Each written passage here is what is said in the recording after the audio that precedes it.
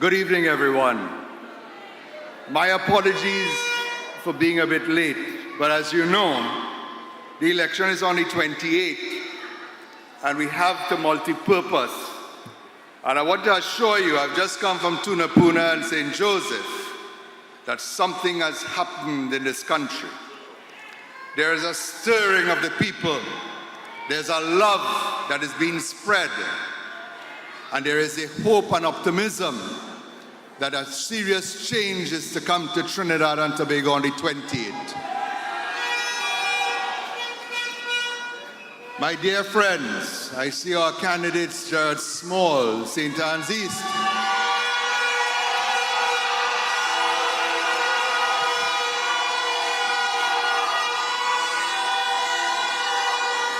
I see my dear friend and former political leader of the party that I am now graced to lead, the Congress of the People, Mr. Kurt Sinnett.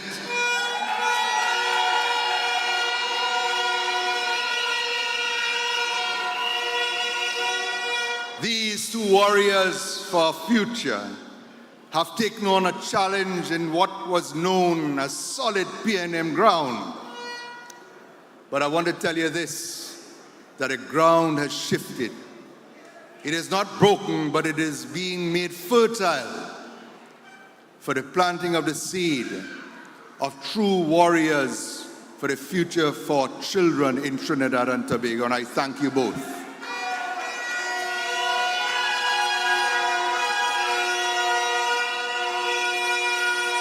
To my friend Philip Alexander, and the man who puts a pep in our step, congratulations on the work that you and your team have been able to give to us as an inspiration of the impossible being made possible.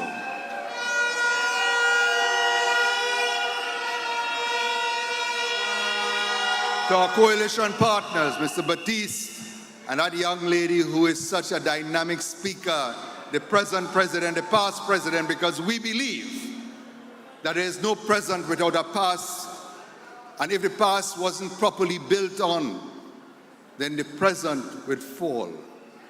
And Mr. Batiste, I know the work and the love that you've given to this country, and I think that your successor, we could not want for more.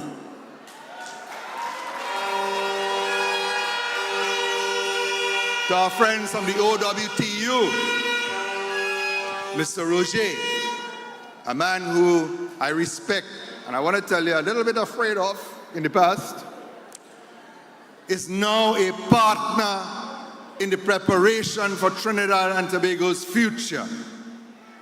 Now, I want to make it abundantly clear that the task ahead of us is not necessarily an easy one.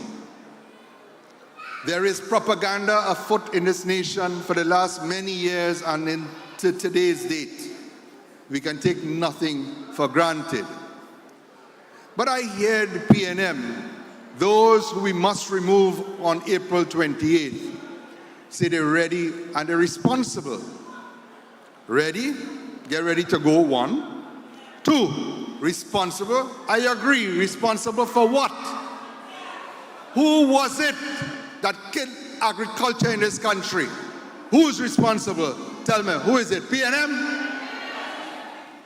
Who is responsible for moving our nation, an exporter of fuel into an importer of fuel? Who is responsible?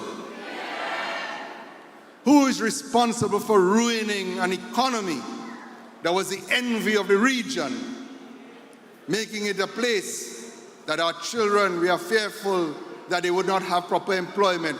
Who is responsible for that? With every responsibility comes a cost. 10 years you had the power that you use as a weapon to hurt and to oppress, not as a tool to build and to help and to create a new path forward. My friends, I want to tell you, in 2010 to 2015, all of the propaganda falls when you look at the reality of what your Government of the People's Partnership was able to give. We built hospitals in Arima, in Point Fortin. We gave water to 250,000 more persons who did not have before.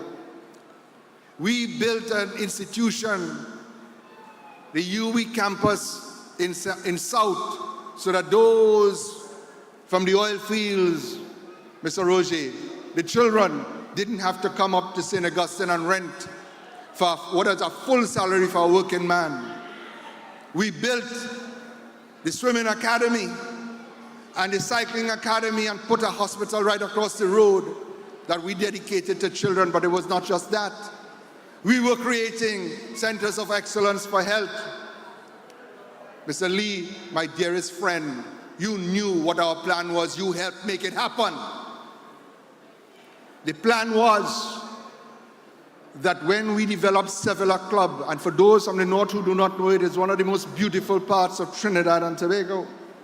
We were to put a 5-star hotel with a world-class golf course so that teams from around the world, because we have many stadia right in that area, cricket academy, apart from swimming and cycling. So we wanted to create an environment, a new economy for sport tourism. And no sport team will ever come here unless they are sure that if there is any sport injury, that they had a world-class medical facility across the road. This is what we are doing. The PNM laughed and ridiculed when we said that at Camden, for those who do not know, Camden was always an air base during the Second World War. We were developing that so that it could bring in the private jets of the billion-dollar owners of these sports teams. You can imagine a Shaquille O'Neal coming in with his private jet into Vancouver, going to our 5-star hotel, playing golf, bringing all his team members. The economy would have changed, but it was not just that. At Mount Hope, we were creating a center of excellence where we had partnered with the best hospitals of this world to bring the best doctors so that we would have been a center of attraction for medical tourism. And when people come, they bring their entire families. And we had partnered even with Derek Chin here at Movie Town, where he was going to put a mini Disney, Streets of the World. What did the PNM do? They destroyed all of that hope and ambition. But let's get back to oil and gas for a moment. Oil and gas from Guyana since 2015, we demitted office. We had started putting in place, Mr. Roger must tell us more about these things, that we had put facilities at Galeota to bring in the oil and gas from the East Coast. Where did Guyana find its oil and gas? But why is it that this government couldn't speak to Guyana to coordinate, to ensure that their crude could come to Pointe-à-Pierre for refining? You know why? They believe that being Maduro's friend and dancing partner was far more important. Guyana didn't want to hear and does not wish to hear from the PNM. I will say this as a logical conclusion, because the friend of my enemy is my enemy. Maduro has been threatening Guyana to take away 2/3 of the people's lands and their oil and their gas. How could you expect to negotiate? But a Kamla Persad-Bissessar regime, government, will negotiate and will ensure that the Pointe-à-Pierre refinery is ensured to be restored, not be sold off as scrap metal. They knew they wanted to close it, but they lied and they fooled and they played with us all and allowed it to be more rusty than worthy. These are the things that we have to polish. These are the things that we need to fix. So there is hope in this country. They ask where the money will come from. By growth of the economy. They have no plans for growth. All they know is to tax and diminish and suppress and oppress. The People's Partnership government did it in 2010 to 2015, and we will do it again with the coalition from 25 to 30 and beyond. I want to get a little bit, I know my time is limited, and I beg your pardon for it. I had the privilege of walking the streets of Duncan Street and George Street with Mr. Sinnett. People said, you ought to be crazy to do that. Yeah, crazy not to do it, because the love that we met Kurt, in that area was phenomenal. From the oldest to the youngest, we were greeted with warmth. And they all said that they're fed up. Change is needed. Is that not so, Kurt?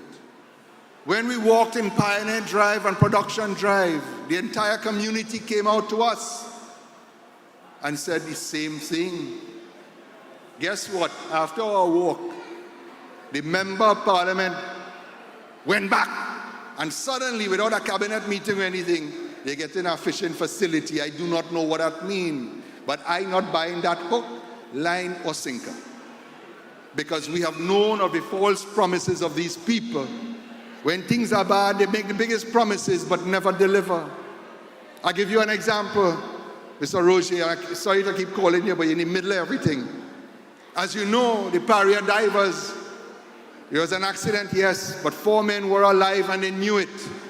And they allowed them to perish in the worst possible way, in a 30-inch pipe of the uttermost darkness, with the fumes of petroleum stifling them, and they had hope because one of their numbers had gone out, and told everybody they're alive, I can go back in.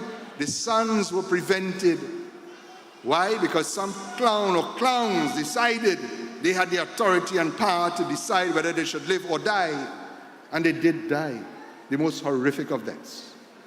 Since 25th of March 2022, and thanks to the OWTU and your union that stood with that family, those families from then till today.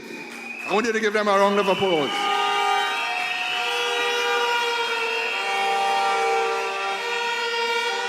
Not a single cent has been given to these families till today. Till today. We have been asking.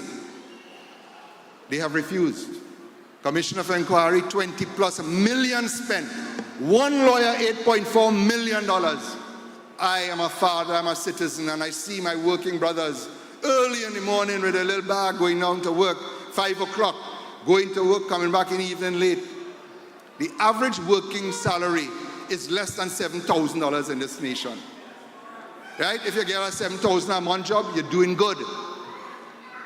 Do you know how long it takes for a man earning $7,000 to earn $8.4 million? 100 years.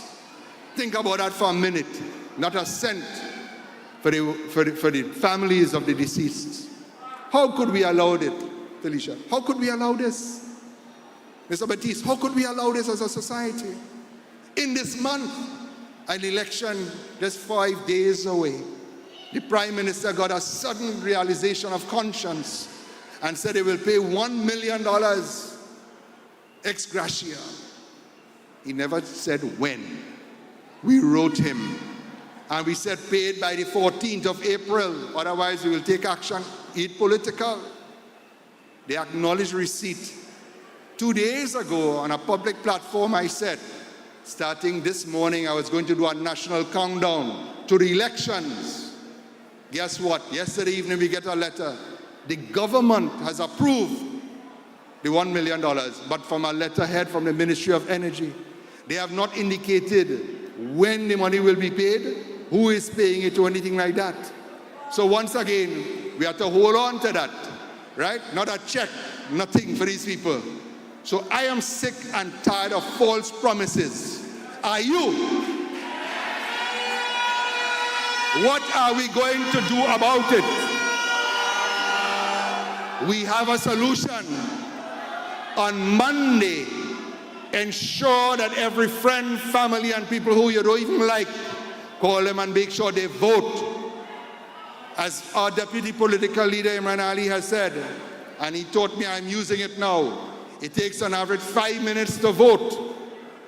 And if you do it wrong, you'll have 5 years of horror.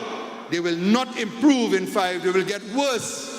But if you do it right, you have an age at least of 5 years of peace, prosperity, and progress in this nation for all of us. It is now our duty, it is our sacred duty to ensure that we return Kamala Persad-Bissessar as our Prime Minister. And rest assured that when we give our word, we keep it. And Trinidad and Tobago will be a better place. God bless you all. Thank you very much.